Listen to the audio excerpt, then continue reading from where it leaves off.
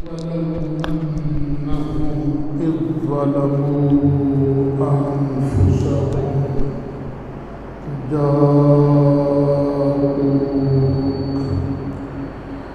فاستغفروا الله واستغفر لهم الرسول لوجدوا الله توابا رحيما فلا وربك لا يؤمنون حتى يحكموك فيما شجر بينهم ثم لا يجدوا في أنفسهم حرجا مما قضيت ويسلموا تسليما صدق الله مولانا العظیم۔ بڑی محبت سے درود شریف پڑھیے۔ الصلاۃ والسلام علیک یا سیدی یا رسول اللہ وعلی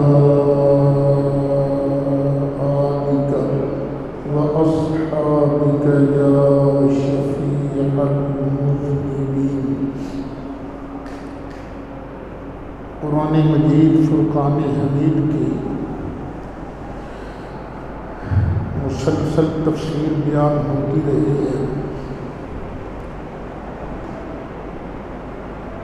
درمیان میں کچھ جمعوں میں یہ تسلسل کے ساتھ تفسیر بیان نہیں ہوئی۔ آج پھر وہیں سے سلسلہ شروع کیا جاتا ہے۔ وہ آپ کو سنایا تھا میں نے، پچھلی آیتیں جو ہیں ان کا شان نزول بھی یہی ہے کہ ایک منافق جس کا نام تھا بشر، اس کا ایک یہودی کے ساتھ جھگڑا ہو گیا۔ جب جھگڑا ہو گیا تو طے پایا اس جھگڑے کو کسی سیانے، سمجھدار اور با اثر آدمی کے سامنے پیش کیا جائے۔ دونوں کی بات سن کر جو فیصلہ کر دے وہ فیصلہ دونوں کو منظور ہوگا۔ بشر کہتا تھا کہ جو تمہارا سردار ہے کعب بن اشرف، میں فیصلہ اس سے کرواؤں گا۔ یہودی کہتا تھا نہیں، میں فیصلہ تمہارے نبی سے کرواؤں گا۔ منافق فطرتاً سازشی تھا۔ اس کا خیال تھا یہ کعب بن اشرف یہودی یہ پیسے لے کر کام کر دیتا ہے تو میں اپروچ کروں گا، فیصلہ میرے حق میں ہو جائے گا۔ یہودی جانتا تھا کہ میرا سردار راشی ہے، کرپٹ ہے،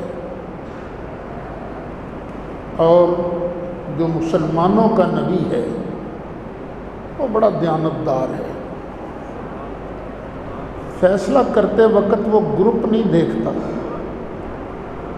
حق اور سچ کو دیکھتا ہے۔ یہودی اڑ گیا، کہنے لگا نہیں،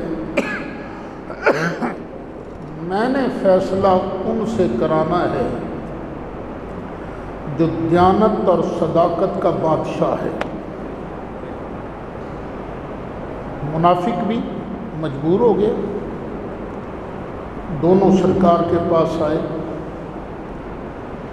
سرکار کی بارگاہ میں کیس پیش ہوا۔ چونکہ یہودی اس مسئلے میں سچا تھا، نبی کریم علیہ السلام نے دونوں کی بات سن کر یہودی کے حق میں فیصلہ کر دیا۔ منافق وہاں تو نہیں بولا، باہر نکل کے کہنے لگا نہیں، مجھے ان کا فیصلہ منظور نہیں، میں نے فیصلہ عمر سے کرانا ہے۔ اس کے ذہن میں یہ تھا کہ عمر مذہب کے معاملہ میں، دین کے معاملہ میں بڑا سخت ہے، اور یہ یہودی تو اسلام کا دشمن ہے، میں تو اوپر سے تو ان کی پارٹی کا ہی ہوں نا، بس عمر کو غصہ آ جائے گا، یہودی کے خلاف میرے حق میں کام بن جائے گا۔ یہودی نے اسے بڑا سمجھایا وہ عقل سے کام لے، تمہارے نزدیک تمہارے نبی کی حیثیت سپریم کورٹ کے چیف جسٹس کی ہے، اس کے فیصلے کے خلاف تم اپیل لوئر کورٹ میں کرو گے؟ لیکن منافق اڑ گیا، کہنے لگا نہیں، میں نے فیصلہ عمر سے کرانا ہے۔ یہودی نے کہا چل ادھر ہی چل، سچا تو ہر جگہ سچا ہی ہے نا۔ دونوں حضرت عمر کے مکان پر آئے، دروازے پر دستک دی، حضرت عمر باہر تشریف لائے۔ یہودی نے عرض کیا کہ جناب ہمارا جھگڑا ہے، فیصلہ کر دیجیے۔ حضرت عمر نے فرمایا اور میں کون ہوں فیصلہ کرنے والا جب اللہ کے رسول تشریف فرما ہے، جاؤ نا فیصلہ ان سے کراؤ۔ یہودی کہنے لگا جی پہلے ہم انہی کے پاس گئے تھے، انہوں نے دونوں کی بات سن کر میرے حق میں فیصلہ کر دیا ہے، یہ وہاں تو نہیں بولا لیکن باہر آ کر کہنے لگا میں نے فیصلہ عمر سے کرانا ہے، اس لیے ہم آپ کے پاس آئے ہیں۔ حضرت عمر نے منافق سے کیوں بھائی یہ سچ کہتا ہے؟ کیونکہ فیصلے کا اصول ہی یہی ہے، جب تک دوسرے کی بات سن نہ لی جائے اتنی دیر تک فیصلہ نہیں ہو سکتا۔ یہ اصول نبی پاک علیہ السلام نے خود حضرت علی مرتضیٰ کو سکھایا تھا۔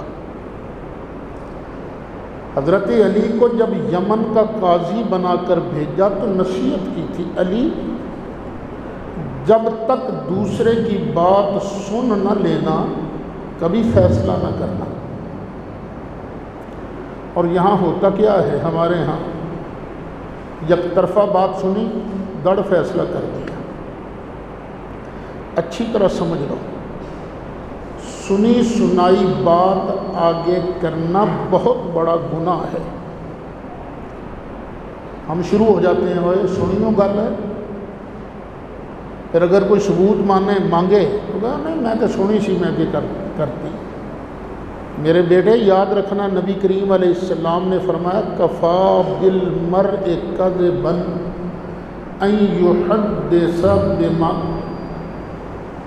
یحدث بکل ما سمع، بندے کے جھوٹا ہونے کے لیے اتنی ہی بات کافی ہے کہ وہ ہر سنی سنائی بات آگے کر دے۔ جس کی یہ عادت بن جائے سمجھ لو پرلے درجے کا جھوٹا آدمی ہے۔ خیر حضرت عمر نے پوچھا ہاں بھائی کیا یہ سچ کہتا ہے؟ اس نے کہا جی ہاں ہم گئے تو تھے، لیکن نبی کریم علیہ السلام ذرا مصروف تھے، انہوں نے پوری توجہ نہیں فرمائی، غور سے ہماری بات کو سنا نہیں۔ آپ کو چونکہ اللہ نے بڑی عقل دی ہے، آپ بڑی سمجھ کے مالک ہیں، ہم اس لیے آپ کے پاس آئے ہیں کہ آپ فیصلہ ٹھیک کریں گے۔ فرمایا ہاں میں بالکل ٹھیک فیصلہ کروں گا۔ اندر گئے، تلوار لے کر آئے، منافق کی گردن کو اڑا کے کہا جو رسول اللہ کا فیصلہ نہیں مانتا اس کا فیصلہ عمر کی تلوار کرتی، مار دیا اس کو۔ جب مار دیا تو منافق کی پارٹی جو تھی انہوں نے سرکار کی بارگاہ میں کیس کر دیا۔ سرکار نے پہلے تو فرمایا عمر تم نے یہ کیا کیا؟ عرض کیا آقا میں نے کسی مومن کو نہیں مارا، اس کو مارا ہے جو مرتد ہو گیا تھا، مومن کو نہیں مارا۔ اور منافق کی پارٹی والے گوائیاں دینے شروع ہو گئے، جی میں گواہی دیتا ہوں یہ نمازی تھا، یہ پرہیزگار تھا، یہ تھا وہ تھا۔ اللہ تعالیٰ نے جبریل علیہ السلام کو حضرت عمر کی عدالت کا گواہ بنا کر بھیج دیا، جاؤ جبریل آیتیں لے جاؤ میرے محبوب کے پاس۔ اب ارشاد ہوتا ہے وما ارسلنا من رسول، ہم نے جس رسول کو بھی بھیجا ہے، کیوں بھیجا ہے؟ الا لیطاع باذن اللہ، کہ اللہ کے حکم سے اس کی اطاعت کی جائے۔ رسول آتا ہی اس لیے ہے کہ وہ اللہ کا نمائندہ ہے، تو اے بندو تم نے اس کا کہا ماننا ہے، اگر کہا نہیں مانو گے تو گناہ ہوگا۔ رسول تو آتا ہی اس لیے ہے کہ اللہ کے حکم سے اس کی اطاعت کی جائے۔ آپ بھی سن لیجئے، رسول سامنے ہوں تو رسول کا فیصلہ مانا جائے گا۔ رسول دنیا سے تشریف لے گئے، ان کی شریعت تو باقی ہے نا، ان کا قانون تو باقی ہے نا، تو رسول آیا ہی اس لیے ہے کہ قیامت تک جو بھی ان کی غلامی کا پٹا گلے میں ڈالتا ہے اس پر لازم ہے کہ شریعت کے آگے اپنا سر خم کر دے۔ جب شریعت آ جائے تو بالکل ٹھیک ہے جی میری غلطی، شریعت برحق ہے۔ پھر آگے اللہ فرماتا وَلَوْ أَنَّهُمْ إِذ ظَلَمُوا أَنفُسَهُمْ جَاءُوكَ، اگر ان سے غلطی ہو گئی تھی، گناہ کر بیٹھے تھے، تیری نافرمانی کر بیٹھے تھے، تو اس کا علاج کیا تھا؟ جاؤ کر تیرے پاس آ جاتے۔ محبوب انہوں نے غلطی کر لی تھی تو علاج کیا تھا؟ تیری بارگاہ میں آ جاتے،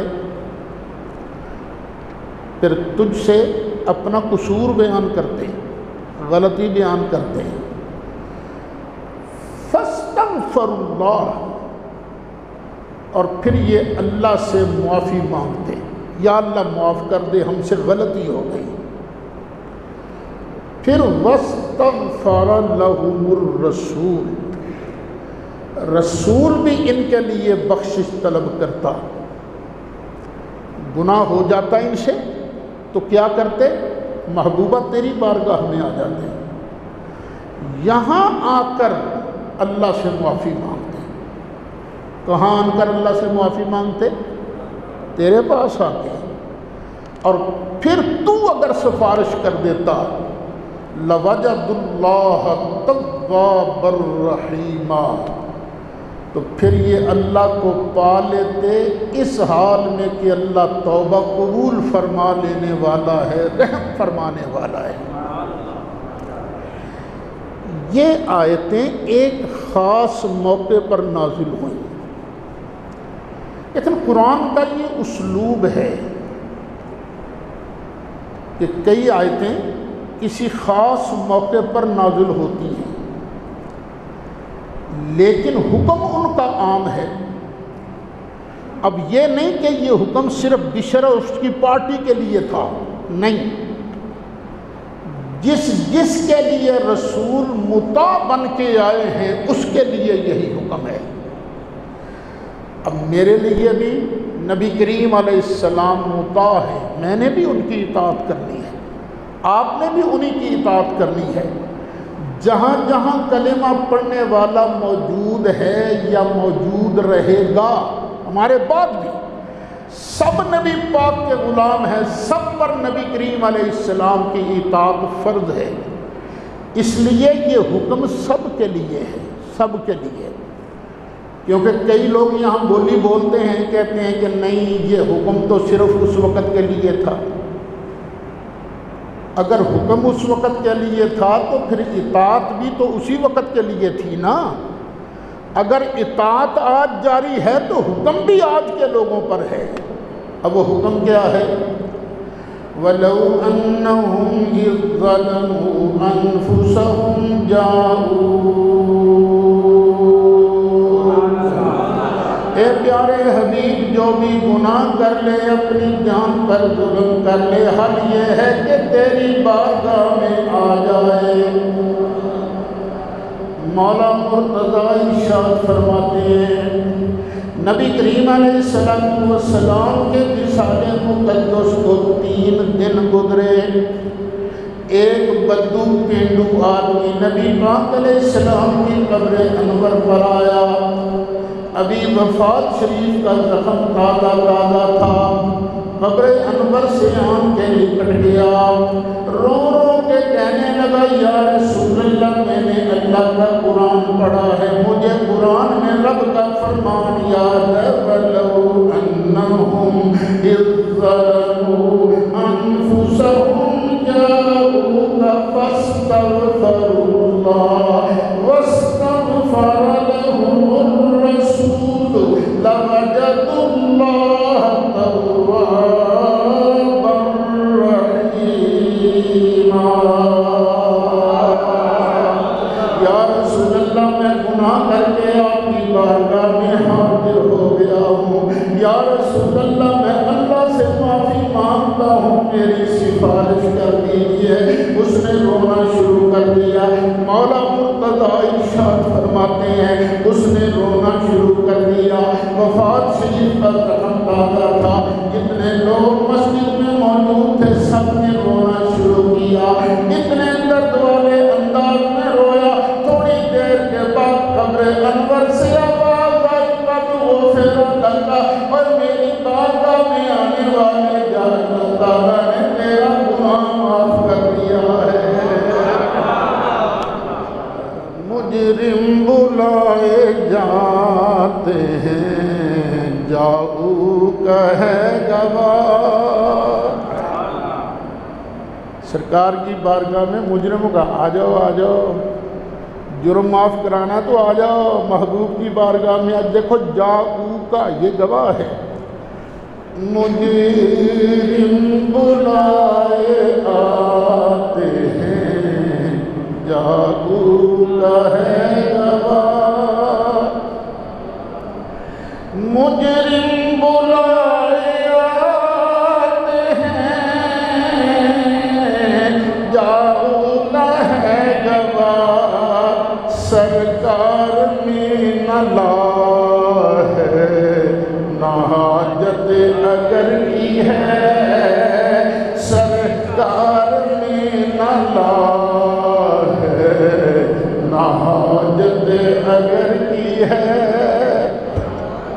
سرکار کی بارگاہ میں لا ہے ہی نہیں، میں نہیں کرنا ہے، نہیں دینا، لا نہیں ہے،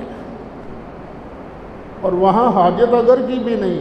ہاں اگر کریں گا تو پھر تیرا کم کریں گے، اگر کی بھی ضرورت نہیں ہے۔ سرکار میں نہ لا ہے، نہ حاجت اگر کی ہے، مجرم بلائے آتے ہیں، جاؤ کا ہے گواہ۔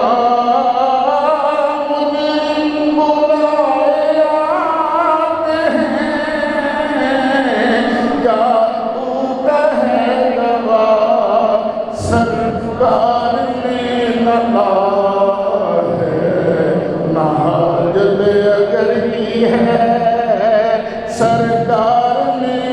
لا ہے،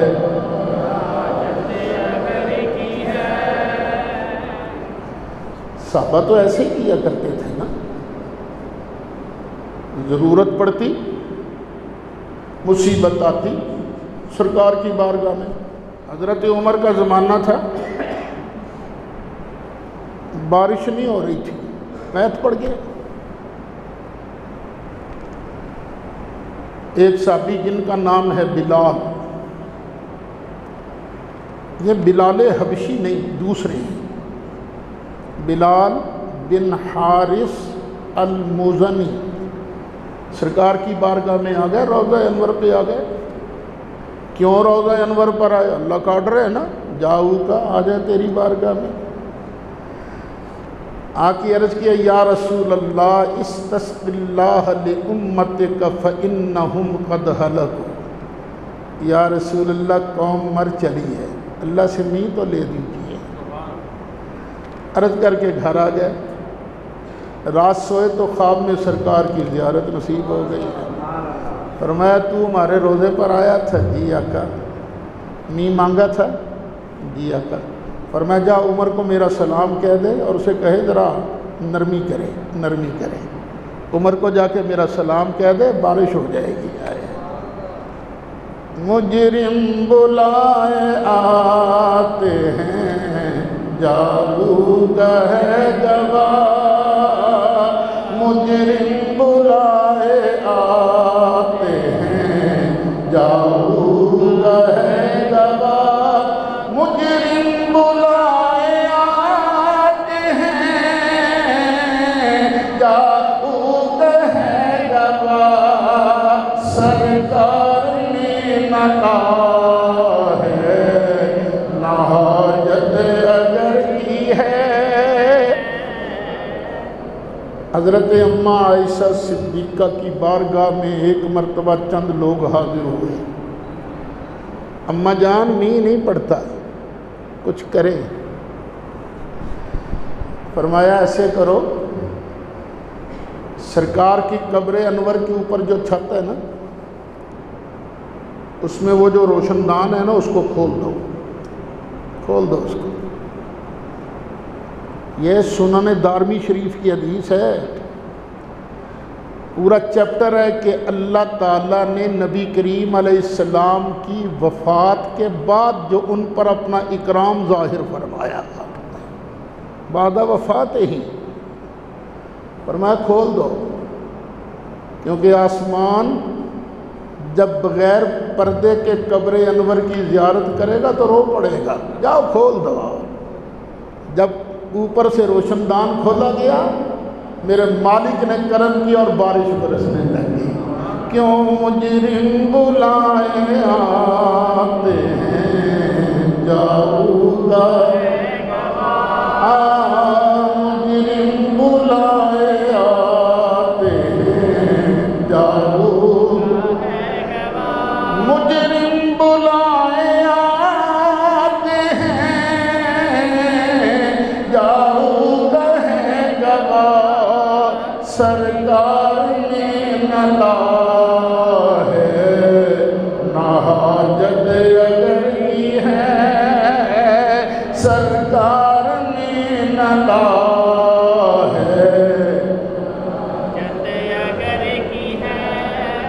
اب ذرا ٹھنڈے دل سے غور کرنا، یہ اللہ کا قرآن پڑھ رہا ہوں۔ گناہ کیا ہے، معاف کس نے کرنا ہے؟ اللہ نے۔ بخشنا کس نے ہے؟ اللہ نے۔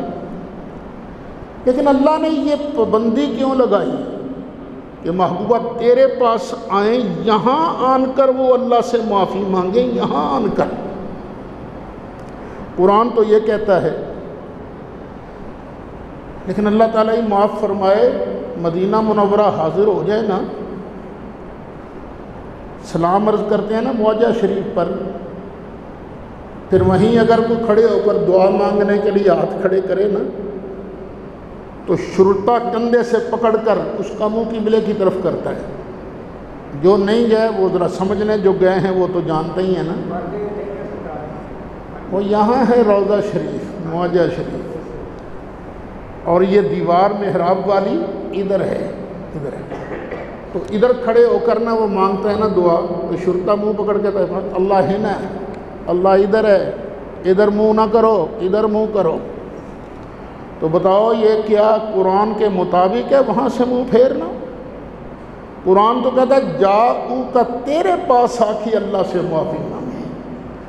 حضرت امام مالک سے منصور نے پوچھا خلیفہ نے میں نے سلام عرض کر لیا ہے، اب میں دعا کی در کو منہ کر کے مانگوں، معجزہ شریف کی طرف منہ کر کے دعا مانگوں یا قبلہ کی طرف؟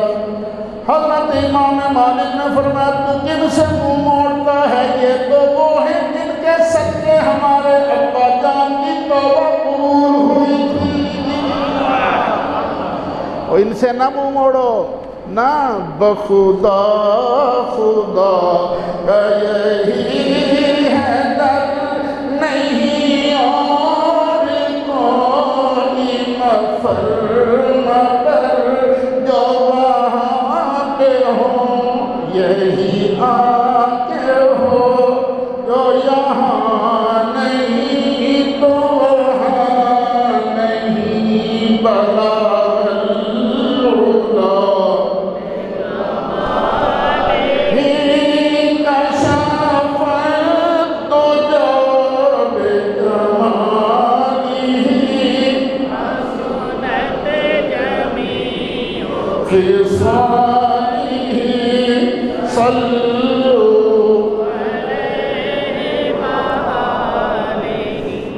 اب سوال پیدا ہوا، ہم میں سے ہر ایک تو روضہ انور پر پہنچ نہیں سکتا، سارے تو نہیں جا سکتے نا، تو ان سے گناہ ہو جائے تو پھر یہ کیا کریں؟ یہ جاؤ پر کیسے عمل کریں؟ کیونکہ روضہ انور تو ہے مدینہ شریف، وہاں عرض کرنے کے لیے پہلے تو ویزا لگایا جائے گا، پھر ویزے سے پہلے انتظار کیا جائے گا کب کرونا کی مصیبت ختم ہوتی ہے، کب فلائٹس شروع ہوتی ہیں، پھر ویزا لگوایا جائے گا، پیسے خرچ کیے جائیں گے، پھر وہاں پہنچا جائے گا، پھر عرض کریں گے تو بڑا مسئلہ بن جائے گا، انہی دیر تک بندہ ہی پہ رڑ جائے، تو بڑا آسان طریقہ ہے، اور تو جہاں بھی ہو وہیں پر مصطفیٰ کے نام کا واسطہ پیش کر کے عرض کر دی اللہ تیری توبہ قبول فرمائے گا۔ دیکھو نا، اسی لیے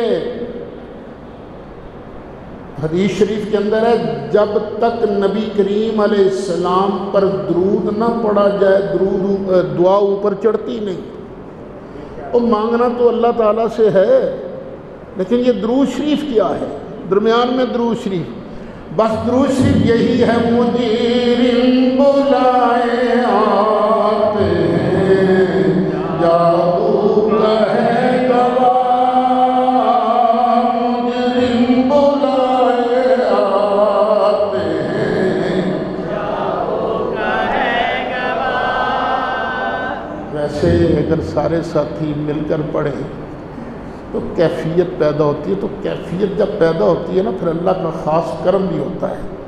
کوشش کرو وہ کیفیت پیدا ہو جائے، مجرم بلائے آتے ہیں جاؤ ہے گواہ، مجرم بلائے آتے ہیں جاؤ ہے گواہ، مجرم بلائے آتے ہیں جاؤ ہے گواہ، سرکار نے نہ لا ہے نہ حاجت اگر کی ہے، سرکار نے نہ لا ہے نہ حاجت اگر کی ہے۔ اس کے بعد اللہ فرماتا ہے فلا وربک،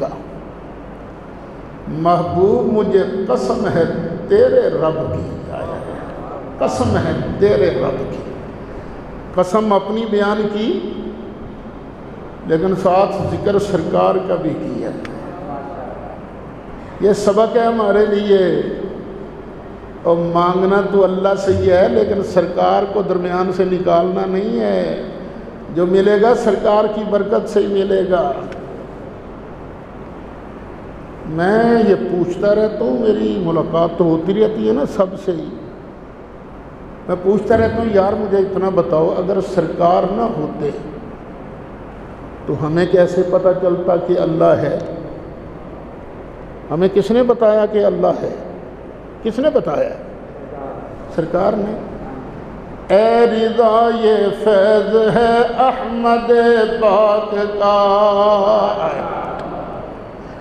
اے ردائے فیض ہے احمد پاک کا، ورنہ تم کیا سمجھتے خدا کون ہے؟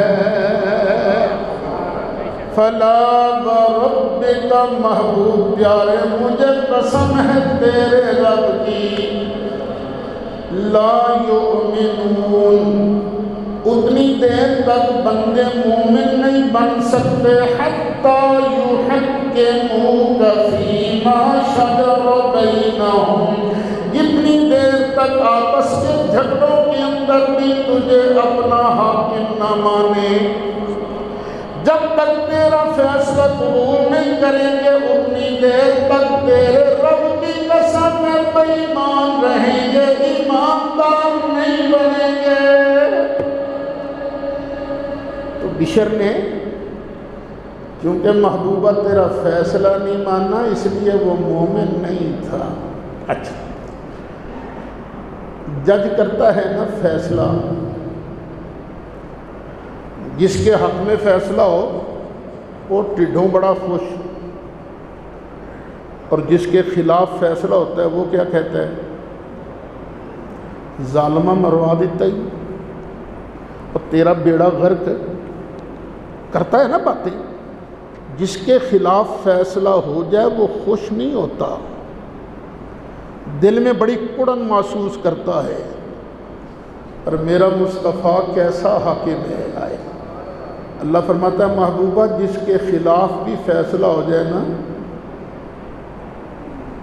ثم حتی یحکموک فیما شجر بینہم ثم لا یجدوا فی انفسہم حرجا، پھر محبوبہ تیرے فیصلے کے خلاف اپنے دل میں ذرا بھی تنگی محسوس نہ کرے۔ آئے کہیں بالکل ٹھیک ہے میرے آقا کا جو فیصلہ ہے بالکل ٹھیک ہے، اس طرح کا تم نے ماننا ہے۔